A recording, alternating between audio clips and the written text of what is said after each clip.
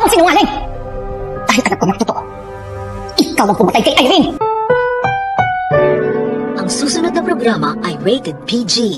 Ito ay nangangailangan ng patnubay at gabay ng magulang para sa mga batang manonood.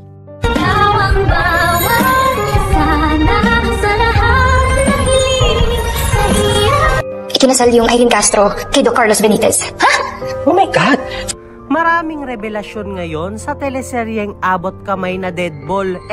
Pangarap pala. Una na dyan ay malalaman ni Annalyn mula kay Justin. Nakasal pa kay Irene ang kinikilala niyang stepfather na si Carlos. Dahil dyan ay pag-uusapan ng Marites Department ng Apex na pangungunahan ng dalawang malulusog na nurses na si Nurse Karen at si Nurse Evan ang naging kasal ni Doc Carlos at Lynette. Wala daw bisa ito sapagkat may asawa pa si Doc Carlos. Mahuhuli naman ni Zoe na pinagpupulutan ang kanyang totoong daddy. Go Zoe! Mag-react ka na para maramdaman ng mga Marites ng Apex na mag-ama talaga kayo ni Carlos. Samantala, sa sobrang katangahan ni Lynette na lagi naman silang tatanga-tanga yung mga bida dito. Haha, char. Pero inuna pa kasi ni Tisay na mag-empake ng mga damit niyang iilang piraso lang naman kesa magsumbong sa mga pulis para hulihin na si Carlos. Kabwisit ka din naman talaga, Lynette eh. Ano ba ngayong magiging silbi na kahit nalaman na ng lahat na walang bisa yung kasal nyo ni Carlos at single ka pa din? Kung baka sa pag-aaway nyo ni Carlos ay malaglag ka rin sa hagdan tapos makomatose ka din tapos magka-amnesia ka din tapos tatagal ng napakatagal tapos hindi na matapos. Haha, char. Pero malay natin baka naman si Carlos yung malaglag